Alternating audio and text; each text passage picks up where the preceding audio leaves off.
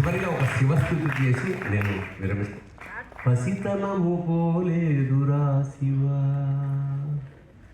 పసితనము పోలేదురా శివ, మనసు పచ్చి పచ్చి గుంది మన్నించరా శివ, పసితనము పోలేదురా శివ.